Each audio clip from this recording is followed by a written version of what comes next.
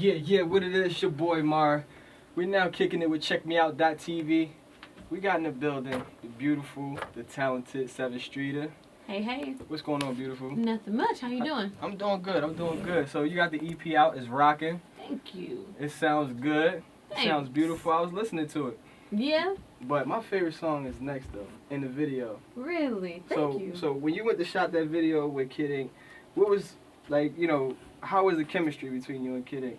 Dope. We just had a good time doing the video. We laughed all day long. For one, the couch scene, which I don't know if people realize, but the couch scene, it was just so damn hot on that couch. Yeah. Like, we were burning up on the couch, so between breaks, I was like, you alright? You good? He's like, alright, I'm good. You good? So it was just, we just had fun. We just laughed it off, and he was just, it was just a joy to work with. We had a great time. That's what's up. My favorite part of the video is music. But anyway, back to it. But yeah, so you've been in the game for a minute, and you've been through, different record labels, Interscope, Job, and all that other stuff. Absolutely. To the up and coming R&B artists, what advice would you give them, business wise? What advice would I give? Mine is probably just to be patient. Patience is everything. Everything. I always say everything in God's timing, because just you can't, don't get into the mind frame where you feel like you should be further than where you are. Right. No, you're exactly where you're supposed to be right at that moment. You know what I mean? And learn to be there and appreciate that, and to look around. When you're in this place, look around, because God has you there for a reason. It may be somebody you need to meet, or somebody you need to connect with in order to get to the next spot. But if you're so busy thinking that I should be over there by now, try to go over there if you want. You're not going to have the key to get in the door because you missed the key. It was right here where you were. Right. So that's my advice. Just to be patient and know that everything is in God's timing, and accept where you are, and it's okay. Right. Now, you used to sing in church too. Absolutely, all the time. I still sing in church. Right. I go home right now, they definitely gonna say, "We got Sister Streeter." So I still sing in church. Right. So that keeps you grounded and all that. Absolutely. My aunt is my pastor, so shout out to my aunt, Pastor Mary Anglin. Tabernacle of Praise, Haines City, Florida. Right. Yeah. Amen. So business wise, what have you learned? I know it's a lot of times when you get frustrated and you get irate, where you just want to drop everything. Have you ever got to that point?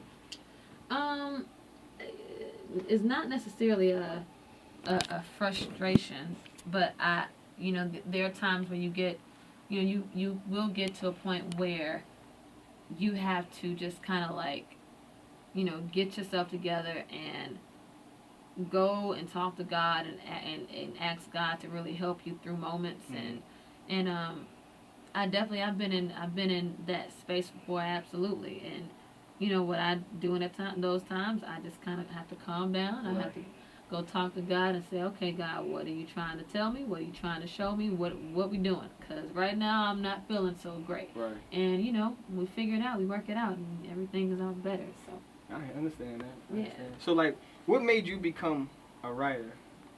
What was that thing that was like, you know what, I'm gonna start writing? Well, I dabbled in it a little bit when I was younger, but it didn't really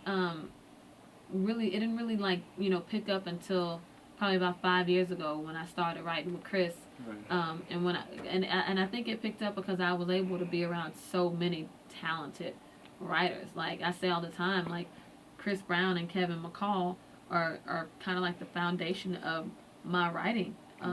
Being able to, we worked every day for as long as I can remember, just writing songs we loved, songs we hated, songs that were okay, songs that we only used the hook for, that we ended up putting rap verses on the verses, or songs that, just pop songs, R&B songs. I was sitting there trying to feed Chris and Kevin rap lines, like literally, so for forever, that's all we did. And I say that they're kind of like the foundation of my writing. So, my first placement was yet 3 times, and I just kept writing from that point on. So that's what's up. Started me to, that kind of was the beginning of me writing. Can I get a verse? Can you get a verse? Yeah. Word? Right. It's like, no, I want to messing with you. So, like, you know, working with Chris, you know, how did you feel the first time you got in there? And I know you said you got in there, your first time getting a placement with Chris. How did that feel? Like, it was nerve-wracking. Yeah. Because my first placement was 3 times, and I remember we were in the studio, and he had to leave and dip out to go to an event, and he left me to write the whole second verse by myself. Right. And I was just really nervous, and you know, I knew I had a window, and I probably wrote like 50 million verses for that second verse. And probably maybe 10 minutes before he walked back in, I had just walked out the booth and said, okay, Brian, which is his engineer, said, okay, Brian, I call him Brian. I said, okay, Brian, I think that's the one. All right, we good. And literally, he walked through the door, and he heard it, and I was in the corner like this, like, okay, I hope you like it. And he was like, all right, cool, I'm going to cut that. And he loved it, and he kept it. That's so, yeah. That's what's up. Because I was like, hey, player, where you going?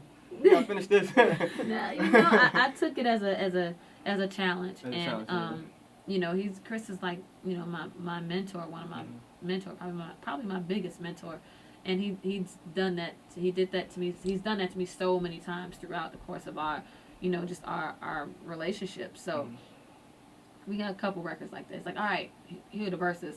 Ain't no hook, but just write the hook. Right. And I'm like, okay, this is a challenge, and so I'll sit there and I'll go in and he'd come back and either he love it or he don't. But, you know, we keep writing.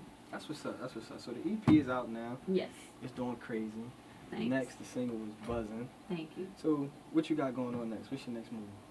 Next move is just, you know, I'm definitely working on my album. So that is probably, I'm just really excited about the album. So working on the album. I'm on a college tour right now, so I'm doing like a lot of college dates. I've been to Stanford, I'm going to Temple, I've been I'm drawing a blank, but it's been so many colleges, and you know, just been having a really good time with it. And in between the college dates, we're doing spot dates, like I did SOBs in New York and things like that. So it's been really good. That's what's up. So what would be, you know, I know you did a lot of shows. What would be your favorite? My favorite show. Yeah. What would be your best show? I can't really pick one. I can't. There's no way to pick one. I just, all of them are different. They're all very different, but I enjoy all of them. That's what's up. I just want to thank you for having you. No, thank you. And congratulations on all your success. Thank you. And hope for the best for you. Appreciate it. Forever. I will never let you go. Sing my tune as we say that.